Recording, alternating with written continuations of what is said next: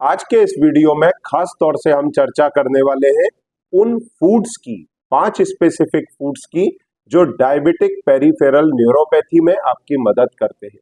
ये food item आपकी blood sugar को भी कम करेंगे और इसमें इस प्रकार के विटामिन, मिनरल, एंटीऑक्सीडेंट इतनी मात्रा में है जो आपकी न्यूरोपैथी को हील करने में मदद करेंगे, जिससे आपकी डिपेंडेंसी जो न्यूरोपैथी में सप्लीमेंट्स दिए जाते हैं उन पर होती है और साथ में आपकी ब्लड शुगर भी ड्रॉप होती है। देखिए, न्यूरोपैथी में जैसा आप जानते हैं कि मरीजों को अक्सर डायबिटीज में लगभग 50 से 60% डायबिटिक पेरिफेरल न्यूरोपैथी की शिकायत लाइफ में कभी ना कभी आती ही है, जिसमें अक्सर मरीज शिकायत करता है कि उसके हाथ या पैरों के अंदर जलन, चुभन, कांटे चुभना या बॉडी में इम्बैलेंस आने की समस्या या कई दूसरे सिम्टम्स जिसके ऊपर मैंने बात किया था, जिसका एक मैंने स्पेसिफिक वीडियो बनाया था। तो यदि आप जानना चाहते हैं इन लेंथ की क्या क्या सिम्टम्स हो सकते हैं न्यूरोपैथी में, तो देखिए ये थंबनेल, इस वीडियो को ध्यान से देखें। फिर इसके ही नेक्स्ट वीडियो में हमने ट्रीटमेंट ऑप्शंस पर भी बात किया था कि कौन कौन से विटामिन, मिनरल, एंटीऑक्सीडेंट्स की आवश्यकता है न्यूरोपैथी को काउंटर करने के लिए, और ये सब हमें क्यों चाहिए, डायबिटीज में ये सब प्रॉब्लम होती क्यों है। तो मैं शॉर्ट में आपको बता देता हूं कि जब आपकी ब्लड शुगर बढ़ती है तो ये आपके नसों के, नर्व्स की मैं बात कर रहा हूं क्योंकि नसें भी दो तरह की हैं उधर, अब हम हिंदी में नसें बोल देते हैं तो उससे हमारा मतलब नर्व से भी है और खून की नलियों से भी है। जैसे आपके घर में दो तरह की पाइपलाइन है, जैसे एक है बिजली की लाइन और दूसरी है पानी की लाइन। तो पानी की लाइन आप जैसे हार्ट से चलने वाली खून की नली और ब्रेन से चलने वाली नर्व्स, वो बिजली की वायर से उसको कंपेयर कर सकते हैं। तो होता क्या है, जो आपके ब्रेन से जाने वाले नर्व्स होते हैं उनके ऊपर एक लेयर होती है जिससे एक नर्व का सिग्नल दूसरे नर्व के अंदर ना घुस जाए, तो वो माइलिन शीथ में डैमेज आने लगता है हाई ब्लड शुगर के कारण। और दूसरा कारण क्या बनता है, जो हार्ट से खून की नलियां जाती हैं और जो आखिरी में जाकर के एकदम बारीक नलियां होती हैं जिनको कैपिलरीज कहते हैं, उनके अंदर की लाइनिंग डैमेज होने लगती है हाई शुगर से। तो होगा क्या, ये कैपिलरीज जो लंग्स से, फेफड़ों से ऑक्सीजन लेकर के जा रही थी नर्व्स पर, वो ट्रांसमिट ही नहीं हो पाती ऑक्सीजन। तो नर्व्स में होता क्या है, ऑक्सीजन की कमी होती है। इसके साथ में जो विटामिन, मिनरल, एंटीऑक्सीडेंट आपके नर्व्स को मिलना चाहिए खून की नलियों के द्वारा, वो पहुंच नहीं पाते, तो वापस माइलिन शीथ और नर्व्स डैमेज होती हैं। तो ये कंट्रीब्यूट करता है नर्व हाइपोक्सिया के लिए, मतलब ऑक्सीजन की कमी हो गई, और दूसरा माल न्यूट्रिशन हो गया नर्व का, मतलब उसको विटामिन, मिनरल मिल नहीं पाए, तो नर्व्स डैमेज होने लगती हैं। इस डैमेज को रिपेयर किया जा सकता है। अब अगर इसे रिपेयर करना है तो शुरुआत कैसे करें, शुरुआत करें ब्लड शुगर को घटाने से, वो भी नेचुरली। देखो क्या होता है, आप जब अपने डॉक्टर के पास जाते हैं तो वो आपको गाबापेंटिन, प्रेगालिन जैसी गोली दे देते हैं और फिर शुगर घटाने के लिए भी कुछ गोलियां देते हैं। तो ये गोली गोली खेलने से न्यूरोपैथी ठीक होने वाली नहीं है। अगर ठीक होने वाली है तो एक भी मरीज मेरे को डायबिटीज का ऐसा बताए जो लाइफ टाइम डायबिटिक है, एक बार न्यूरोपैथी हो गया और उसका प्रोग्रेशन रुक गया, ऐसा कोई मरीज मैंने जीवन में देखा नहीं जो दवाइयां खा करके अपने न्यूरोपैथी का प्रोग्रेशन रोक पाए।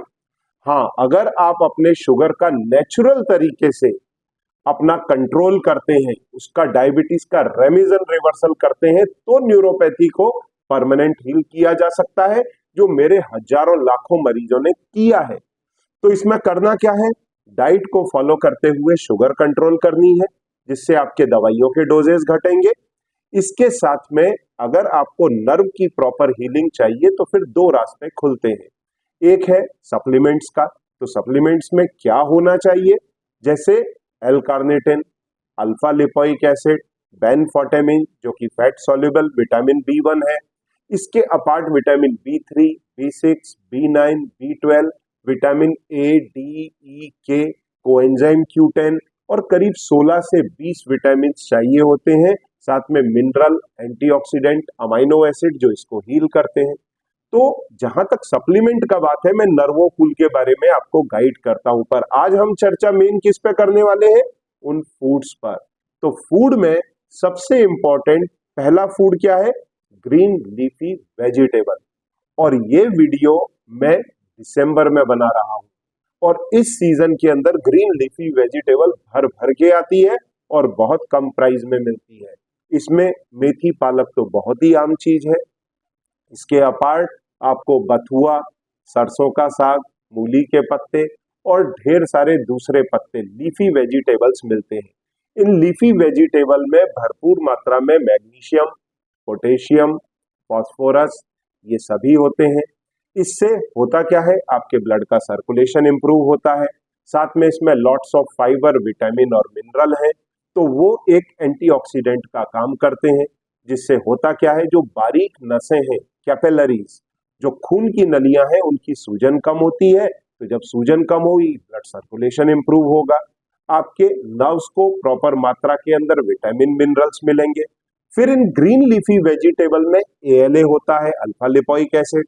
ये न्यूरोपैथी के अंदर जो आपको टिंगलिंग और नमनेस साथ में पेन होता है, उन सिम्टम्स को रिड्यूस करने में मदद करता है। साथ में ग्रीन लीफी वेजिटेबल से बनता है, आपको अच्छी मात्रा में मिलता है नाइट्रिक ऑक्साइड।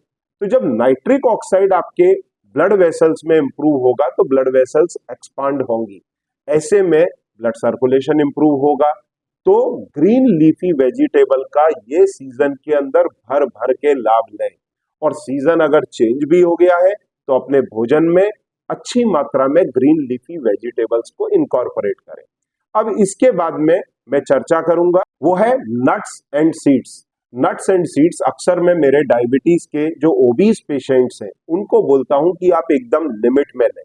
परंतु जो लोग दुबले पतले हैं, उनको मैं भर भर के नट्स लेने के लिए सलाह देता हूं। इवन 100 ग्राम तक भी नट्स ले लें। और एक बात सरप्राइजिंग है, आपका ट्राइग्लिसराइड नहीं बढ़ेगा, आप चेक कर लेना। तो ऐसे में किसी भी प्रकार के नट्स, खासतौर से कौन से, almond, walnut, peanut, pumpkin seed, sunflower seed, flax seed, chia seed, इस प्रकार के सीड्स अगर आप लेते हैं, तो आपको अच्छी मात्रा के अंदर मैग्नीशियम, विटामिन ई और इसके साथ में हेल्दी फैट्स मिलते हैं। अगर हमको अच्छी मात्रा के अंदर फैट मिलते हैं, हेल्दी फैट्स मिलते हैं, तो ये हमारे ट्राइग्लिसराइड को नहीं बढ़ाएंगे। साथ में जो हमारे भोजन में फैट सॉल्युबल विटामिन है, विटामिन ए, डी, ई और के, इनके एब्जॉर्प्शन में मदद करेंगे। विटामिन ई जो होता है, वो एंटीऑक्सीडेंट का काम करता है, तो ये हमारे नर्व्स का ऑक्सीडेटिव स्ट्रेस घटाता है। और इसके साथ में मैग्नीशियम आपके नर्व्स के सिग्नलिंग के अंदर भी इंप्रूवमेंट लाता है। तो इसलिए अपनी डाइट के अंदर नट्स और सीड को जरूर इनकॉर्पोरेट करें। हेल्दी नट्स एंड सीड्स के बेनिफिट्स को देखते हुए मैं आपको इंट्रोड्यूस करना चाहूंगा नट्स एंड सीड्स के इस पैक को, जिसके अंदर सनफ्लावर सीड, पंपकिन सीड और आलमंड्स हैं। इसके बेनिफिट्स के साथ में आप अपनी ब्लड शुगर को अच्छे से रेगुलेट कर सकते हैं।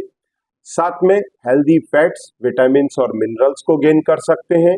अपने वजन को मैनेज कर सकते हैं। यदि ये आप परचेज करना चाहें, तो आप लॉन्ग लिव लाइफ की साइट या अमेजोन पर जा सकते हैं। इसके बाद हम शुरू करेंगे आगे का सफर। तीसरा इंपॉर्टेंट फूड है अवोकाडो। हालांकि अवोकाडो हर सिटी में अवेलेबल नहीं होगा, टीयर 2, टीयर 3 सिटीज के अंदर थोड़ी डिफिकल्टी हो सकती है, परंतु टीयर 1 सिटीज के अंदर ये बहुत ही इजीली अवेलेबल है। और इसके अंदर बहुत ही हेल्दी फैट्स होते हैं, फाइबर की अच्छी मात्रा होती है। 100 ग्राम एवोकाडो के अंदर ये एक ऐसा फ्रूट है जिसमें करीब 15 ग्राम हेल्दी फैट्स हैं। इसमें मोनो अनसैचुरेटेड फैटी एसिड्स होते हैं, जो आपकी बॉडी के लिए काफी हेल्दी हैं। और मैं आपको एक बात और बताता हूँ, जो बहुत ही एक सरप्राइजिंग है आप लोग के लिए, वो ये कि आपका ब्रेन 60% फैट से बना है। ये जान के आपको सरप्राइज होगा। और हमको डाइट के अंदर क्या बोला जाता है, फैट को अवॉइड करो। अगर आप फैट को अवॉइड करोगे, तो आपके बॉडी में फैट सॉल्युबल विटामिन कैसे एब्जॉर्ब होंगे। और आपकी बॉडी का एक बड़ा हिस्सा अगर इन्हीं फैट से मिलकर के बना है, तो इनको तो आपकी डाइट में होना, सफिशिएंट होना बहुत जरूरी है। तो अवोकाडो के अंदर 100 ग्राम में 15 ग्राम फैट है। इसके साथ में इसमें करीब 7 ग्राम फाइबर है। और कार्ब, नेट कार्ब मात्र 1 ग्राम है, तो आपकी ब्लड शुगर तो स्पाइक करेगा ही नहीं। और लगभग 2 ग्राम इसके अंदर प्रोटीन है। तो आपको इसमें प्रोटीन मिलता है बहुत ही नॉमिनल मात्रा में, पर फैट अच्छी मात्रा में मिलते हैं जो हेल्दी फैट्स हैं। इसके साथ में अच्छी मात्रा में फाइबर मिलता है। अब चूंकि इसके अंदर फैट बड़ी मात्रा में है, तो ये एक तो आपके ब्लड शुगर को अच्छे से रेगुलेट करने में मदद करेगा यदि आप इसको सैलेड के रूप में लेते हैं या किसी भी दूसरे रूप में लेते हैं। इसके अंदर बड़ी मात्रा में विटामिन के और फोलेट पाया जाता है और इसके अंदर सबसे अच्छे मोनो अनसैचुरेटेड फैटी एसिड्स हैं जो आपके नर्व्स के ऊपर की माइलिन शीथ को रिपेयर करने के अंदर मदद करते हैं। इसके अपार्ट इसके अंदर ल्यूटिन और जियाजेंथिन ये 2 एंटीऑक्सीडेंट्स भी हैं जो आपके नर्व्स का ऑक्सीडेटिव स्ट्रेस घटाते हैं, साथ में ब्लड वेसल्स में इन्फ्लामेशन कम करते हैं। तो एक तरफ ब्लड सर्कुलेशन को इम्प्रूव करेंगे और दूसरी तरफ नर्व्स का ऑक्सीडेटिव स्ट्रेस को घटाएंगे, तो आपके नर्व्स को रिपेयर होने में मदद मिलती है। इसके बाद में नेक्स्ट हमारा फूड है फैटी फिश। तो जो लोग नॉन वेजिटेरियन है वो फिश कंज्यूम कर सकते हैं, फैटी फिश ले सकते हैं। इसमें मेन होता है ओमेगा 3 फैटी एसिड। ये आपके बॉडी में इन्फ्लामेशन को कम करता है। तो जब इन्फ्लामेशन कम होगा, नर्व्स का, वेसल्स का ऑक्सीडेटिव स्ट्रेस घटेगा, सर्कुलेशन इंप्रूव होगा, नर्व्स की रिपेयरिंग अच्छे से हो पाएगी, माइलिन शीथ की रिपेयरिंग अच्छे से हो पाएगी। और इसके साथ में ये नर्व्स के कंडक्शन के अंदर भी काम करता है, उसे इंप्रूव करता है। अब यदि आप फिश नहीं लेते हैं तो ऐसी कंडीशन में आप फिश ऑयल के कैप्सूल्स ले सकते हैं, या फिर अगर आप प्योर वेजिटेरियन हैं, उन कैप्सूल्स को भी लेना पसंद नहीं करते, आप अगर फ्लैक्सीड और चिया सीड का सेवन करते हैं तो आपको एक अच्छी मात्रा के अंदर ओमेगा 3 फैटी एसिड मिलता है जिससे आपका इन्फ्लामेशन घटाने में मदद मिलती है। अब नेक्स्ट और आखिरी इंपॉर्टेंट फूड है berries, blueberries, strawberries, blackberries, raspberries. इस प्रकार की बेरीज ठंडक के सीजन के अंदर काफी अच्छे से उपलब्ध होती हैं। इनका सेवन जरूर करें। इनके अंदर अच्छी मात्रा के अंदर विटामिन सी और फाइबर होता है। विटामिन सी एंटीऑक्सीडेंट की तरह काम करता है जिसके कारण आपके खून की नलियों का और नर्व्स का जो ऑक्सीडेटिव स्ट्रेस है, इन्फ्लामेशन है, वो घटता है, सर्कुलेशन इंप्रूव होता है, नर्व्स का रिपेयर होता है। इसके साथ में नर्व कंडक्शन इंप्रूव होता है। इसके साथ में हमें, क्योंकि इनमें कार्बोहाइड्रेट कम मात्रा के अंदर होते हैं, तो आपको ब्लड शुगर को भी रेगुलेट करने में मदद मिलती है। इसलिए बेरीज को अपने भोजन का हिस्सा जरूर बनाएं। और इसके साथ में बोनस के रूप में एक छठी चीज बताता हूं, वो है करक्यूमिन या हल्दी।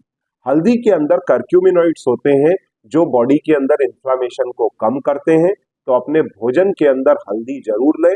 और कई बार लोग दूध का सेवन करते हैं। अक्सर हालांकि मैं बोलता हूं कि डायबिटीज का मरीज दूध का सेवन ना करे क्योंकि उससे शुगर बढ़ती है। पर यदि आप किसी दूसरी प्रकार का वीगन मिल्क लेते हैं, जैसे आलमंड मिल्क या फिर कुछ लोग सोया मिल्क लेते हैं, उसके साथ में भी अगर आप हल्दी डाल करके हल्दी दूध लेते हैं तो आपके बॉडी में इन्फ्लामेशन को कम करने में, नर्व्स के रिपेयर में, ब्लड शुगर को कम करने में, सर्कुलेशन को इम्प्रूव करने में मदद मिलती है।